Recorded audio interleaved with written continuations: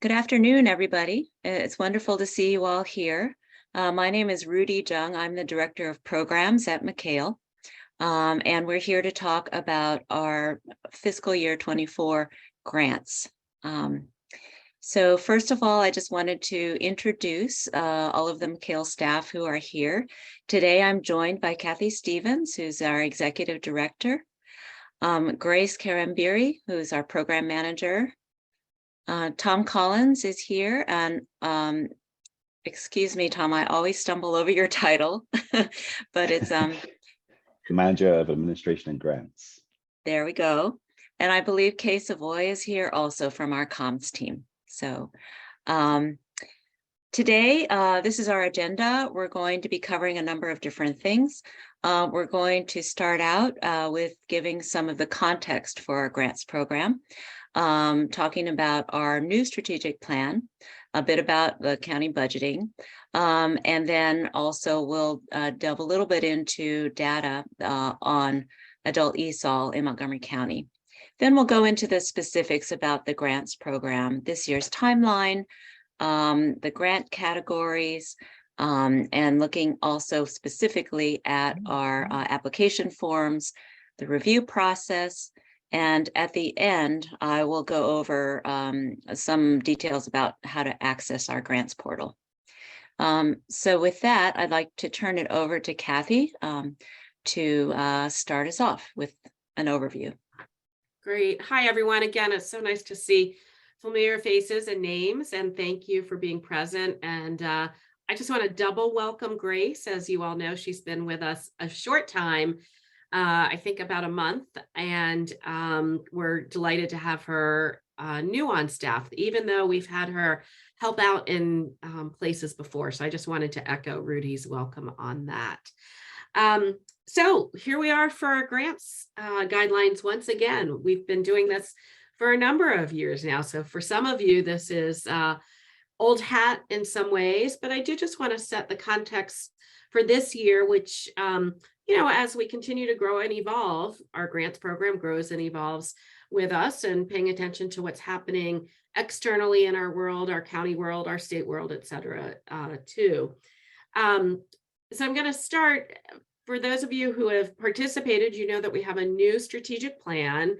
We're fully launching it in the next week or two, so that you will see copies. You'll see some graphics on our website. We'll be sending those out. But I did just want to capture for you kind of some of the main organizing priorities that we have, because those organizing priorities, of course, touch all of our work, including the grants process. So those priorities, number one, have to do with making sure that programs are equipped to give culturally responsive classes and high quality classes and learning opportunities, whether it's a class, a conversation group, tutoring, to everyone. And let me just back up a step, where everything is grounded on the principles of easy access to high quality and culturally responsive learning opportunities. And as you probably know, our mission, we've changed the wording slightly. I don't think the intention has changed, but we are strengthening and building adult English language learning programs and instruction to further individual and family success at work, school, and in the community. So I think the sentiments have remained the same. We've just put a finer tune on some things. And we're really talking about English language learning, not just literacy, since so many people have been confused over the years about, oh, literacy means you're teaching people to read. And you all know that the modalities of speaking and listening come before that and are very important. So our mission is grounding us. All learners have easy access to high quality learning opportunities. The second organizing principle is around the fact that we want to make sure that adults in underrepresented communities can participate in learning opportunities at the same rates as other adults. And by community, I just want to pull communities out for a minute. That means not only geographic communities, so parts of the county, but that also might mean types of people, communities of people, whether it's ethnic, whether it's gender communities, whether it's religious communities.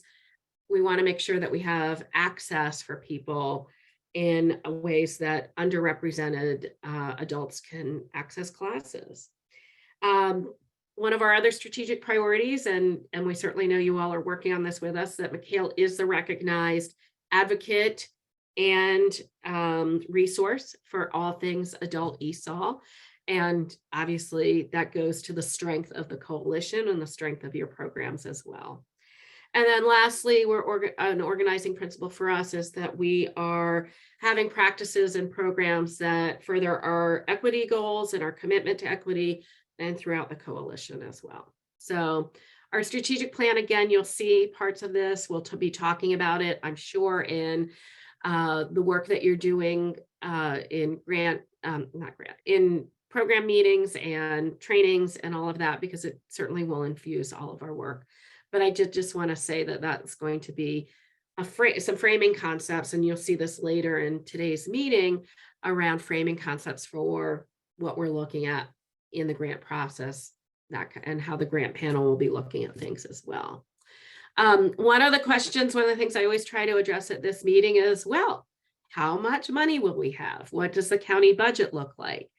And my short answer this year is, I don't really know yet. There hasn't been much out there that we have been privy to. The last I talked with some county council staff people last week or so was still waiting on some revenues to come in with some of the tax revenues. MCAEL is always asked in the December timeframe to present a memorandum to our budget manager in the Office of Management and Budget around what are some scenarios, if we could give you more money, how would you use it? And this year, as they've done in the past, we also were asked for some flat budgeting and maybe a 2% reduced budget. And of course, we talk about that. We talk about the things that MCAEL could do differently internally for a budget so that we don't need to drastically cut the grants budget. So we'll see.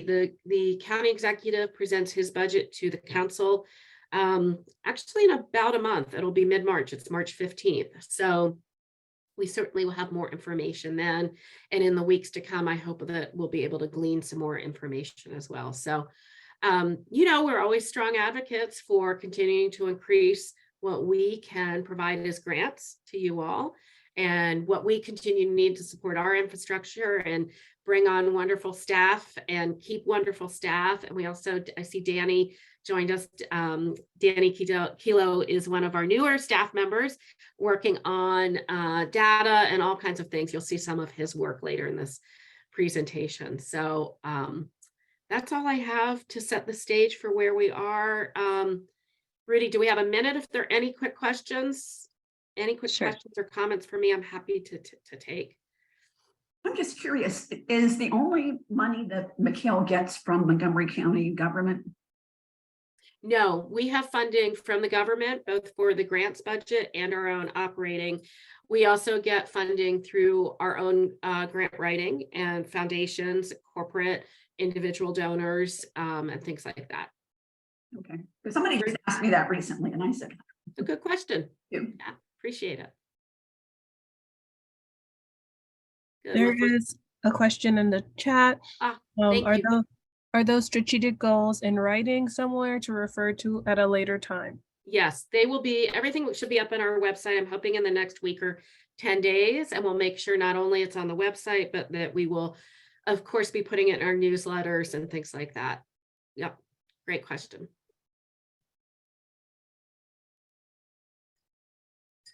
Well, I think that's probably it. I look forward to seeing you all out and about or in the office, and I wish you well in everything, and pick up the phone and call if you have any questions for me.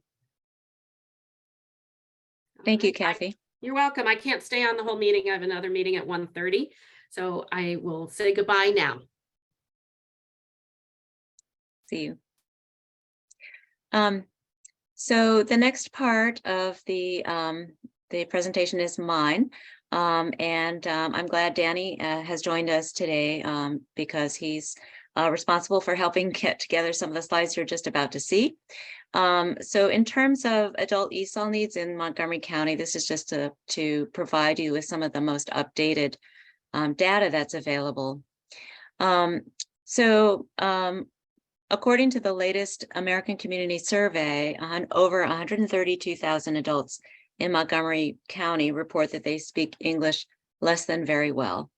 And some of you may know or notice that this is quite an increase from the previous years. So over the last several years, it's been going up.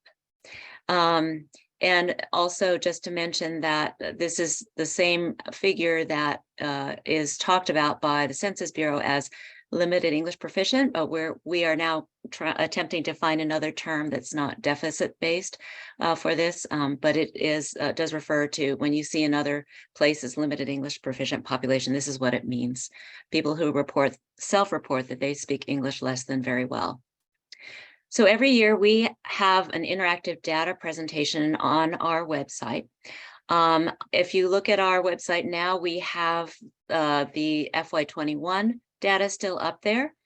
We are currently working on the new one that includes FY22 data. Unfortunately, our partner Montgomery Planning from the last couple of years could not help us with this year. So Danny is helping us recreate this on our own, but we'll be giving a presentation on March 15th of this. So please join us at that time. And again, as I mentioned, it will be up on our website mid-March so that you can refer to it. So as part of that presentation, we always try to look at the census data, map it, see where the adults live, who may need ESOL, live in the county, and then overlay that with the learner data that we collect from our coalition partners to see how well we're covering the needs. So speaking of where people live, our next slide is a slide of the latest census data. And you'll see that the darker shades of, sorry, Grace, could you, I think it jumped back to the previous.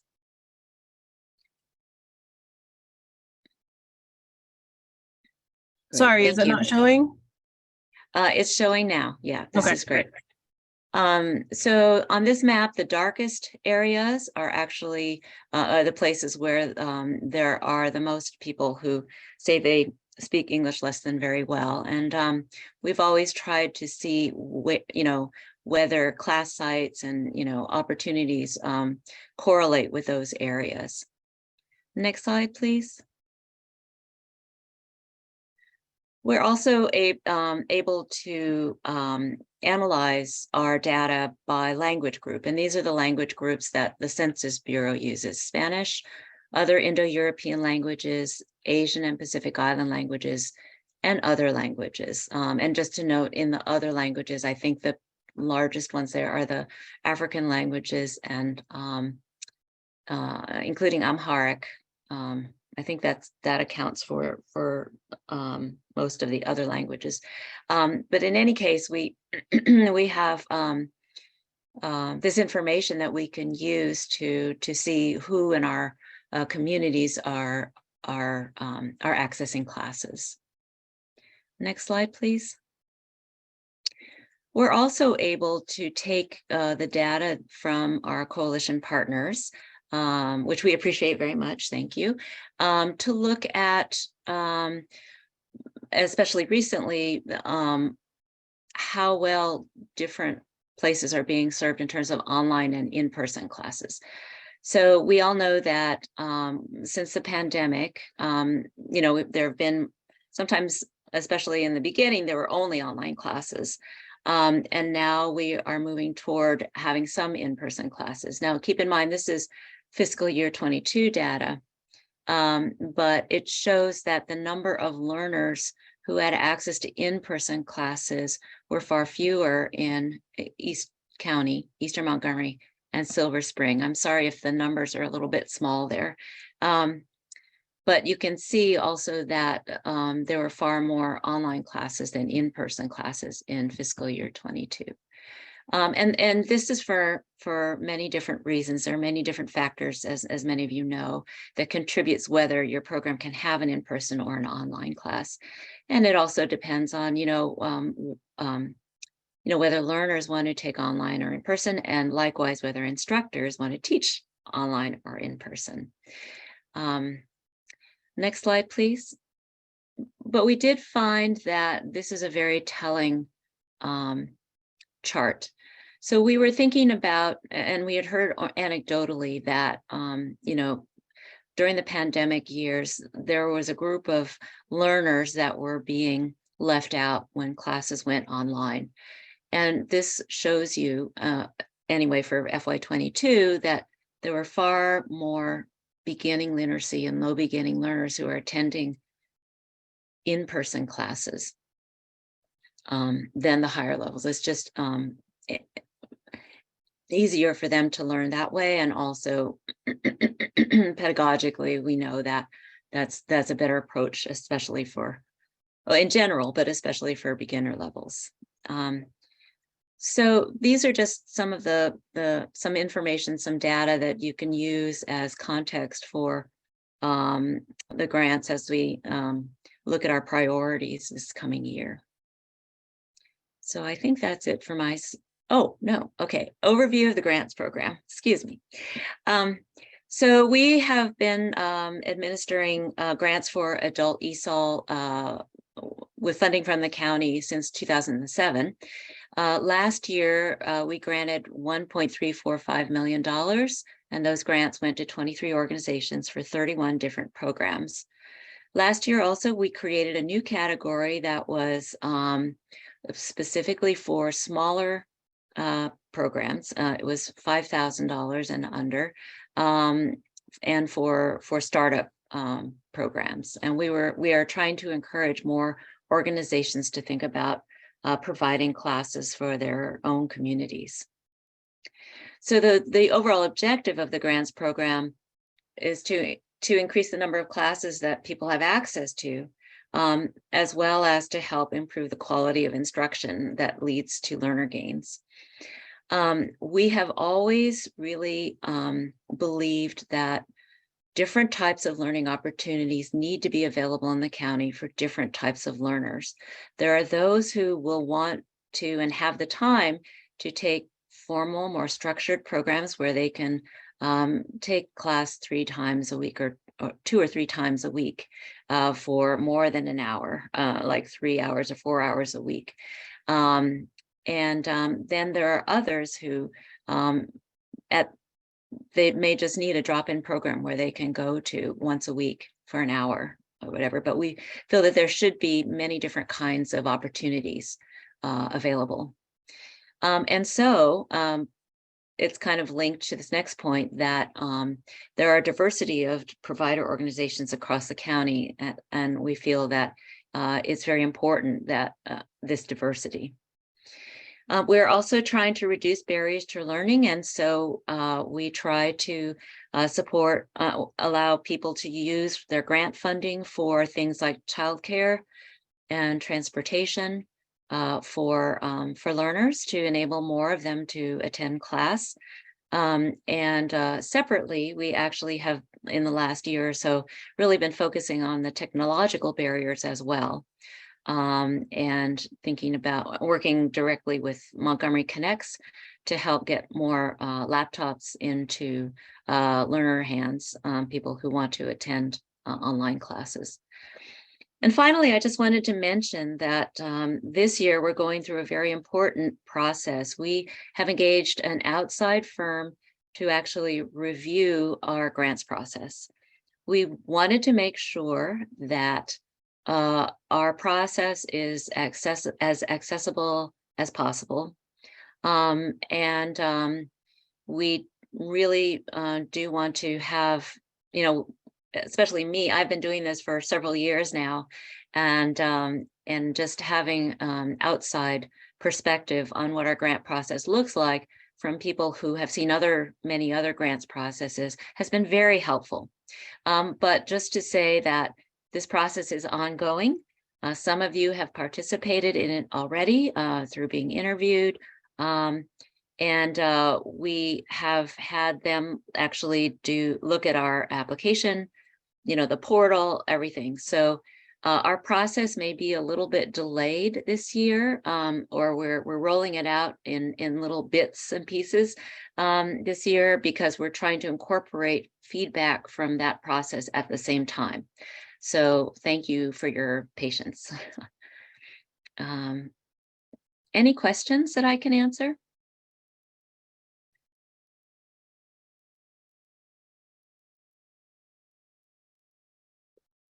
Okay. If not, well, please put them in the chat if that's something occurs to you, but we'll be stopping for questions as we go along here. So I'll turn it over to Grace for the next section. Hello, everyone.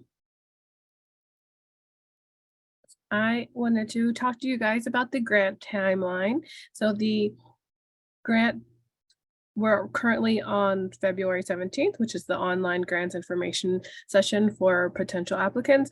This is just a general look at what's going to happen this cycle. The next thing that's up is Friday, February 24th, the application forms will be available on the website. And then we will have an option for first-time applicants or first-time staffs to new programs to have a Q&A session about 30 minutes with MCAEL staff on the 21st, 22nd, and 23rd. And I will go over where you can sign up for that a little bit later in this information session. And then the applications are due on April 11th, and on May 17th and May 19th, there will be the online interviews with the MCAEL grants review panel, and then the awards will be announced in mid-June. And you will be able to find this timeline and all this information on the website. And again, I will go over that later. So I'm going to talk about the guidelines and application form highlights. These are the 3 types of grant programs. If you see, you'll see the amount for each one in the second column, as well as the eligibility. Something to note is that Access Small Grants, they are for nonprofit groups that are incorporated in Maryland, but they do not require a 501c3 tax exempt status. And I wanted to let you know that we're still working on the Access Small Grants name, because it can be confusing since it has a similar name to the Access Grants. So if you have any suggestions for a new name, please let us know.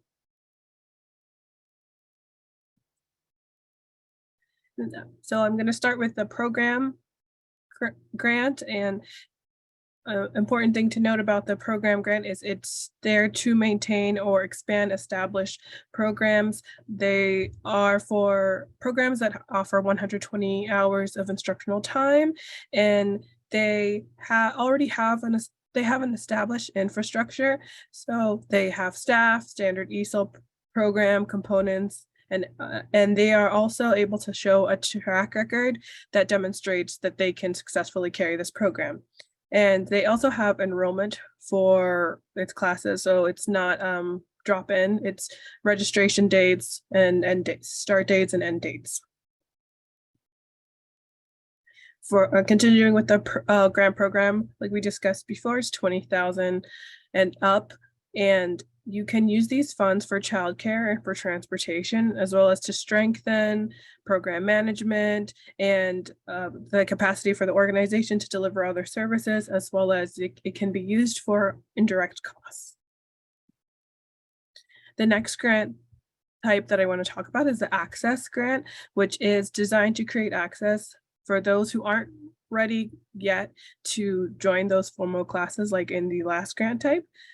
These classes are drop-in, and they are offered to their classes that are less than 120 hours per year per learner.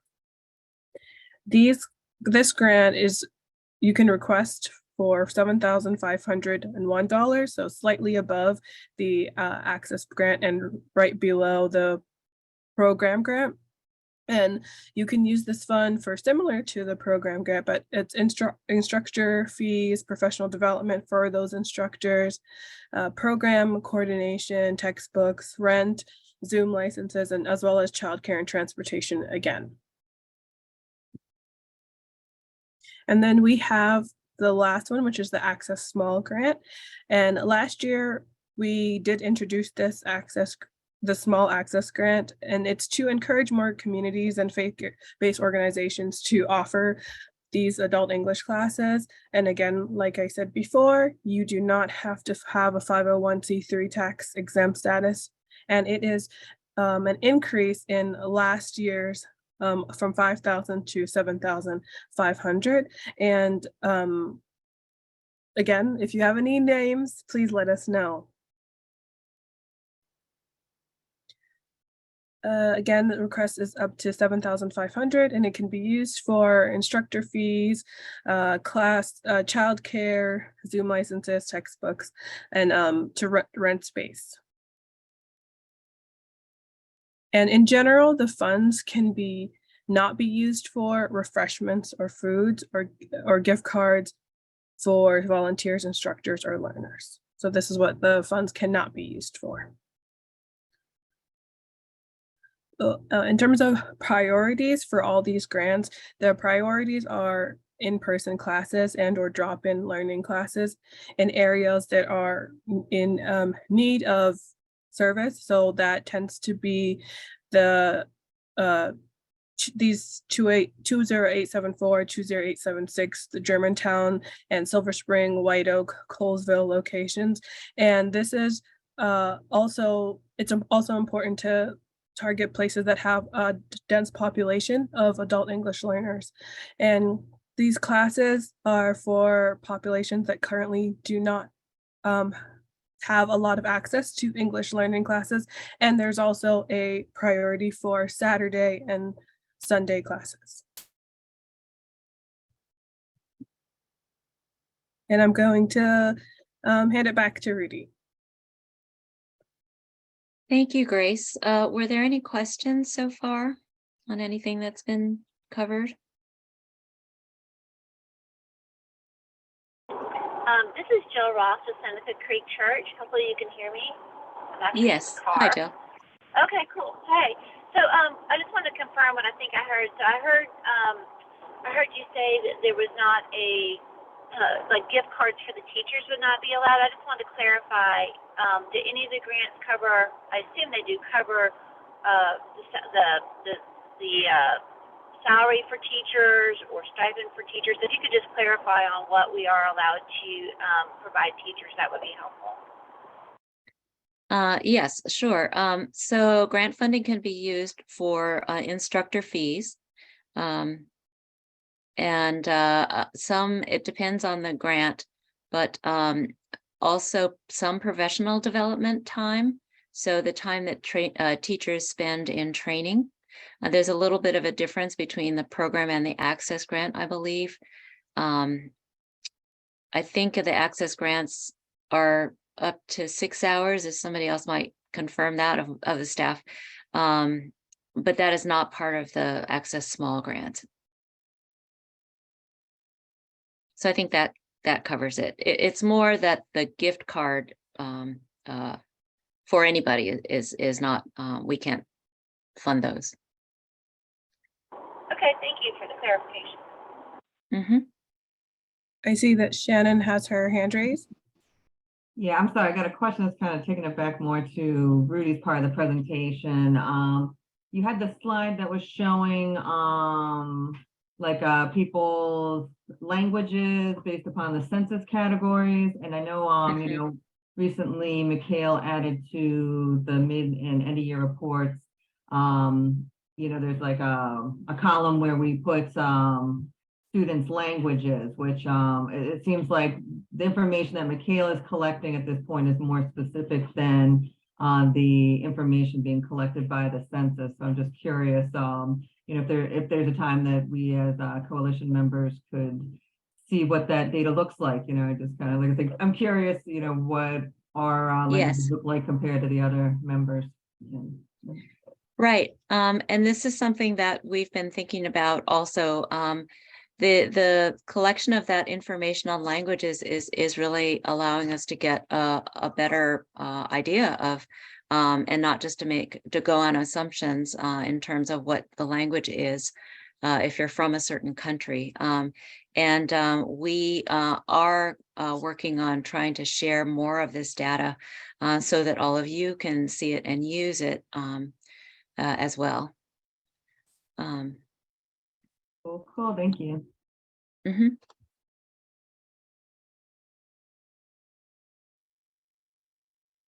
Are there any other questions? Okay. Okay, so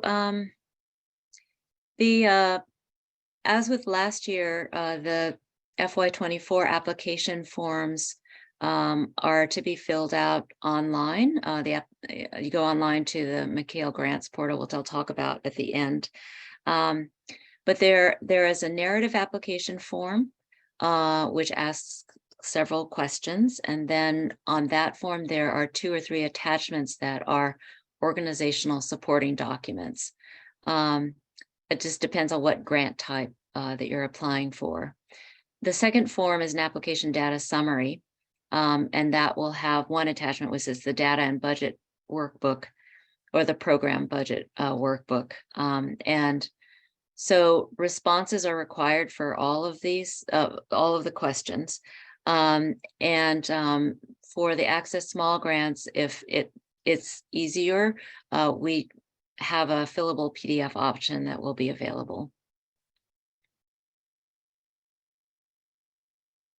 Next slide, please.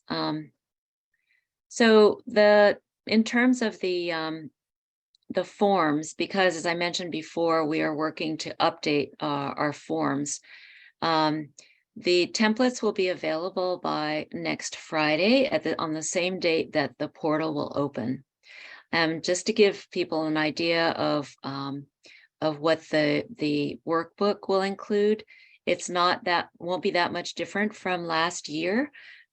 So this will include asking for information on enrollment targets, a class list for this year and the proposed year, FY24, the program budget, a comparison between FY23 and 24, and revenue also, comparison between FY23 and 24.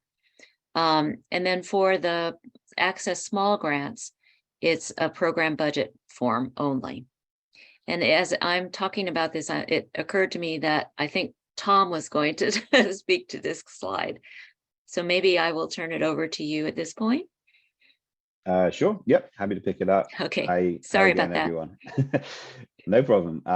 So just to introduce myself again, I'm Tom Carling, Manager of Administration and Grants at MCAEL. So if you've worked with us over the last year or two, you have probably heard from me around the invoicing process and things like that. So good to be with you again today. Yeah, just to recap, there are separate processes for the online application form and then the Excel attachments or uploads. So we just ask you to, if possible, complete the Excel first, because you don't want to have to either do those 2 things in parallel, so you're having to make changes twice, or submit something online that you then have to update later on, because that's much more difficult to do. So the budget forms, as Grace said, are available from a week today. The workbook and Access grant applications include enrollment targets, and we'll see some of these in the next few slides. But if you've applied it the last few years, you'll probably be familiar with them already. But they include enrollment targets, the class lists, which we ask you to include for the FY23 and FY24, program budgets, again, giving us a comparison to the current fiscal year with FY24, and the same for program revenues. For the Access Small grants, we just ask you to do the program budget form. So we can go on to the next slide. As I was mentioning, it's best to complete the Excel forms first, just to reduce any chance of errors, making sure the numbers match, and also reduce the chance of you having to rework things that you changed in the Excel form that you then can't go back and do on the application form. There are instructions included in the Excel workbooks there at the start, and those tabs are highlighted for you. If you do ever see anything that isn't referred to in the questions that you're not sure about, you can obviously just email us, and probably me in the first instance. That's tcolling@mcael.org, and just ask any questions that might not be covered there. But we think they're fairly complete, hopefully. On the program expenses, if you have information for the previous year, as you know, most returning applicants will do, please do include this if you can. It just helps us assess how the work might be changing over time, and helps us just do a direct comparison if that's possible. Cost bases should, as far as possible, be clearly understandable. So one of the two main reasons why there's back and forth on invoices or on budgets is because the cost basis might not be clear. So if you're, for example, if you're talking about instructors and you're saying, you know, we're going to pay instructors $5,000 for this program, it's not quite sufficient enough just to say, you know, 2 instructors, $5,000. We really want to get into the hours worked, hours per week, dollars per hour they're being paid to arrive at that figure. So be as kind of granular as you can in that detail if possible, just to make sure that we can double check those calculations if necessary, and they're all as transparent as can be. And the other most common cause for us to have to go back on budgets and invoices is just checking the totals. So checking the maths on everything. We've tried as far as possible to include in the workbooks formulae in the cells where there are totals or percentages and things like that. So we tried to make it so you don't have to, you know, crunch those numbers yourselves. You just have to, you know, input in what you need to. So I would just say before you start kind of summing things and doing all of those sorts of things, just make sure that that's not already done for you in the workbook, because the chances are it probably will be. And the next few slides are just images of some of the forms themselves. I will say these are, well, these are actually, you can see older ones because they refer to FY22, FY23. They are still subject to change. We're meeting next week just to refine and then finalize the forms, but they'll be, you know, substantially similar to previous years. If you go on, yeah, so this slide actually is a good example to look at, just on the cost bases issue. You can see on the example here of ESOL program coordinator, there's the, you know, percentage of time that's going to be charged to MCAEL. There's the amount, so presumably a salary there, and then plus fringe benefits. So that number crunches out to that MCAEL request figure, 46,000. And the instructors, again, you see here the number of instructors, the per hour wage, the number of hours per week, and the number of weeks. So that complete information will work out to that figure there, 6,300. So that's the sort of format you want to use where possible. If there's ever a situation, again, when you're not sure or you don't have the information to hand and you're not sure what your budget is going to look like exactly, try and be as detailed as you can. And, you know, if there's really a question there, you can always just ask and we'll give our recommendation. Yeah, I think that's it for me today. If you have any questions, put them in the chat. I can see there's something here. Nope, unrelated. But feel free to ask. Again, my email is tcolling@mcael.org. Happy to hear from you. Thank you. Actually, Tom, would you mind mentioning there's a few things about the revenue sheet?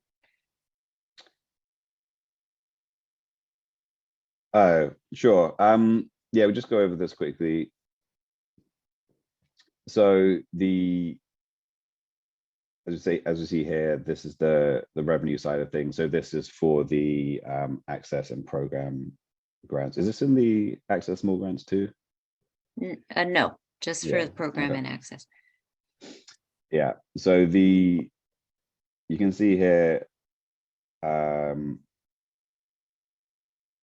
these are just the revenue categories. One important thing to mention is inclusion of in-kind revenue. So usually you'll see that in your accounting, if instructors, for example, are donating their time, or you're having other program staff donate their time, to recognize that in these budgets, because that just gives us a more accurate estimation of how much these programs cost to run.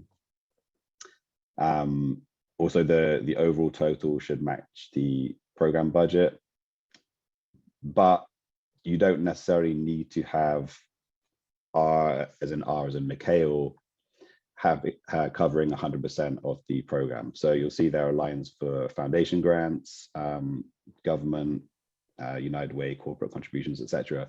So we just want the total revenue to match the total expenses for the program. So if you're only asking MCAEL to cover 50% of the program costs, you want to show that the other 50% is being made up by these other contributions. So I think that's important to note. Was there anything else, Rudy? Nope, great, thank you. I think you covered it. Okay, thank you. Thanks, Tom. Thank you, Tom. As you know, the grants will be reviewed by a grant review panel, and I wanted to talk a little bit more about what the community grant review panel is. They are represented of the county, and they have expertise on adult ESOL, education, nonprofit and business. They are nonprofit and business professionals. They have experience or expertise on grant making, grant reviewing, and experience with specific populations and their needs, as well as different regions of the county. And MCAEL staff members support the applicants through the process and coordinate with this grant review panel to facilitate the grant process.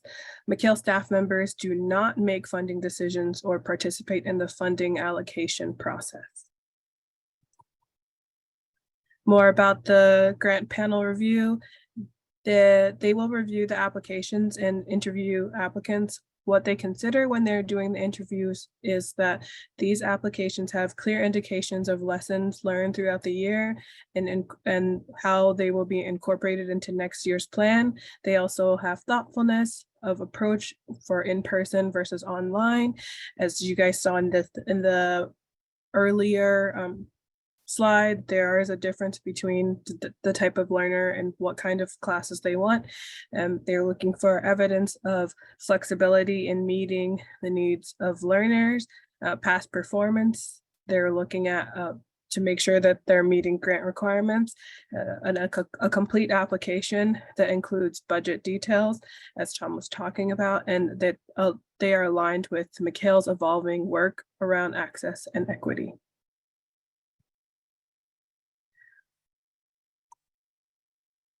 So something very exciting is that we do have a new MCAEL grants website, and just the website in general looks very different from how it used to look. If you check on it, thank you to the comms team for this. I want to go over the website a little bit to show you where you can find the grants things that I talked about when I was discussing the timeline. Can everybody see my screen?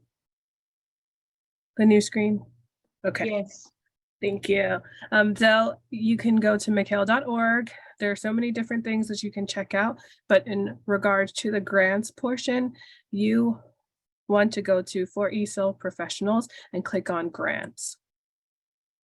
When you go to this page, you will see just everything that you need to know about grants, about MCAEL's purpose, the different types of grant types in case you forget a specification about one of the grants. And then you'll see that we are recruiting currently for the grant review panel. And then over here, you can see the list of other grant partners and grant panelists throughout the years. If you click on here, something really important to note is this is like an overview of grant types and the way that you use funding for each different grant type. If you click on the arrow, you can learn more about these. So I would really suggest that you take a look at this. This is the timeline that we already went over. So you can take a look at it here. And then important things is the information session, you were already here. So you've already knocked that out of the park. What I also want to point out again was the grants application Q&A with MCAEL staff.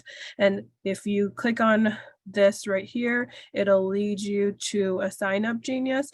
If you are a new staff or or a new program, you can sign up here, and then you need to make sure that you're also signing up for the registration for the Zoom meeting after you sign up for what section you want to take. Okay, I'm going to head back to the PowerPoint.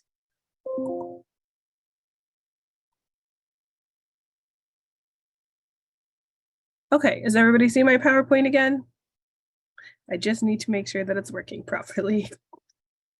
Okay, so I gave you a little overview of the grants webpage. Please make sure you check it out, mcael.org/grants. And if you have any questions, you can send an email to program@mcael.org. And again, the Q&A session is on March 21st, 22nd, and 23rd, and you can sign up through the website that I just showed, and make sure you sign up for Sign Up Genius, as well as register for the meeting through Zoom.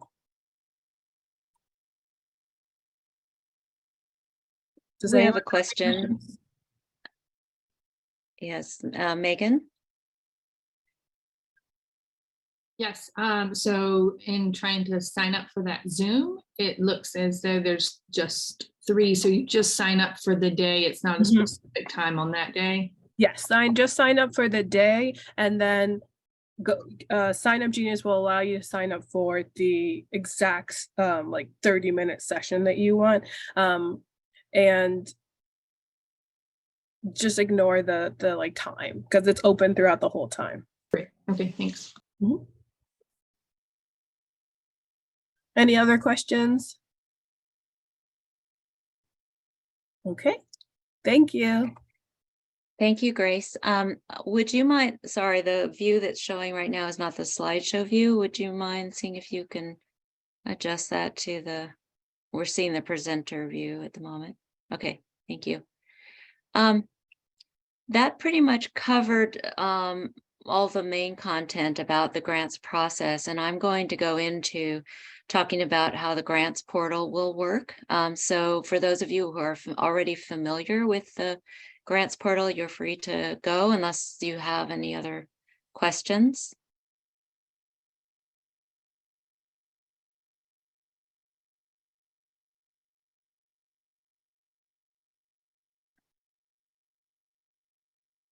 Thank you for coming. For those of you who are going to sign off, good to see you here. Thank you. So as of next Friday, the application forms will be available on the grants portal. And I just wanted to mention that the other process that we're going through is we're refreshing our grants portal. So for those of you who are current grant recipients, it will be a different link for the FY24 applications because we've amazingly been using the grant portal, I think, for 4 or 5 years now, and so it's just time to refresh it. So because of that, we're going to be having a new URL for FY24. So the final reports from this current year will be on the current URL link, and the new applications from FY24 will be using a different one. Next slide, please. So this is just a walkthrough of what the portal looks like. And again, as I said, we're refreshing it, but it'll likely not change that much. So that's why I'm going ahead to show you. So for new people who have never applied before, the first thing that you do is when you go to this URL is that you're going to be asked to first create an account, and you'll want to only have one per organization. Once you create an account, the first thing that you will see is the MCAEL Grants homepage, and it will ask you to create a profile. So you just click on that box with the plus on it, create a profile to get started. So once you click on that, it will bring you into the profile, and it will just ask the basic information on your organization. Your contact information, the organization's legal name, address, etc. And then once that profile is saved, then you can start a grant application, and you'll see this shows you what the page will look like. So you'll see your organization profile up at the top, and you can always edit it if you need to later. The grant applications are below, the section below, and to get started, all you need to do is click on the Get Started button. Next slide, please. Okay. So remember I mentioned before that an application is actually comprised of two forms. One is the application narrative, it's called the application form there, and the application data summary. So this is how you will see it. And if you go into the application form using the button Edit, you will see the next slide, please. This is what it will look like. The most important thing to remember is that you need to select the correct grant type in order to access the right application form. So starting with this year, there will be application forms, separate ones for each type of grant. So as some of you may remember, this Access Small Grants was under the Access Grant last year. This coming year, it will be its own category. So as I've noted here in red, for FY24, we'll add another category. So once you click or select whichever grant that you're applying for, the form will show up, the correct questions will show up below. Okay, next slide, please. And as you get to the bottom, after you finish responding to the questions, we have upload fields for supporting organizational documents. And these forms, as you'll see here, one is the statement of financial activities, financial statement, board of directors list, and those all need to be in PDF format to be uploaded. And then the second online form, this is what it looks like, is just a summary of the key data points from your data and budget workbook. So Tom mentioned this earlier. It's important to fill out your workbook first, or your program budget for Access Small Grants first, and then fill in the numbers from that into here. So this application data summary will ask for your targets. How many people do you expect to serve in the coming year? I think we also ask, I can see here, for ongoing programs, we ask what your current year's actual is as well. And the next slide, please. At the bottom of the application data summary is an upload field. I think there's a slide. Yeah, there's a upload. Oh, sorry, I thought there was another slide after this. Sorry, there may not be. At the bottom of the this form, application data summary, is an upload field for your data and budget workbook or your program budget. So that's what it looks like. Can I answer any questions? Hi, this is Jill again. Just a quick question. Can one download all those questions so we can take a look at it before we start filling out the application online? All of the questions are actually attached to the guidelines, and those are already on the website now. Okay, cool. Mhm. Thank you. It was expressly for that purpose, so you can prepare before you put it in the actual form on the portal. Let me Okay, perfect. show where that is Mhm. because I didn't go over that. So let me just share that if you're done. Oh, okay. Okay. Yes, I am done. Thank you.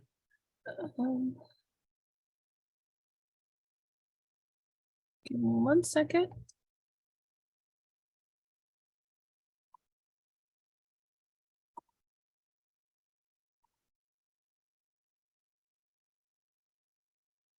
Rudy, I'd like to ask a question while she's pulling that up.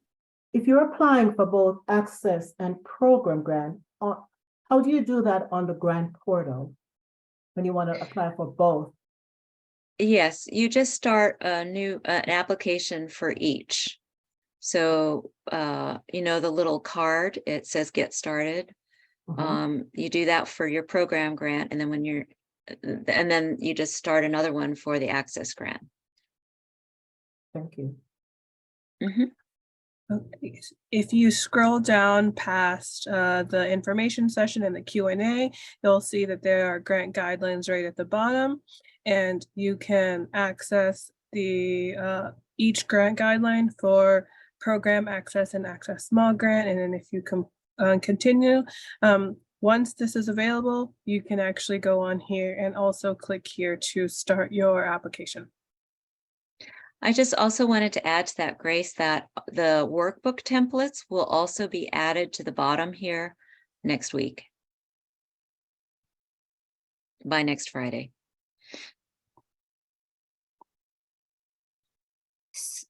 Hi, this is Ribbon. I have a question. So once we upload the document, is there any chance we can re-upload the document again, update it? For instance, if you realize you made a mistake or something and right, I want to update it. So you'll see that if when you go in there, it's possible to start an application and save a draft. And then you can come back and pick up where you left off. And so if you're in draft form, you can still take it off and change it and upload a new one. But if you've already submitted, if you've pushed the submit button, then you'll have to tell us. And we would have to open it up again for you. And that's okay, as long as it's still before April 11th at 5 o'clock. Okay, got it. Thank you, Judy.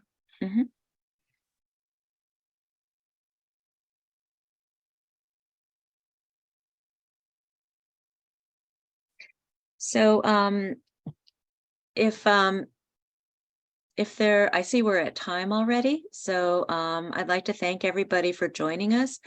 I'm going to put an email in the chat for everybody in case you have questions. This is the email that will reach both Grace and myself. So if you have anything that comes up after this, please let us know. And again, we're going to upload the recording of this meeting onto the webpage next week. It might not be till Wednesday or so, but it'll be there for reference. So thank you, everybody. Great to see you. Thank you. Thanks. Thank you. Have a good rest of your afternoon and a good weekend. Thank you.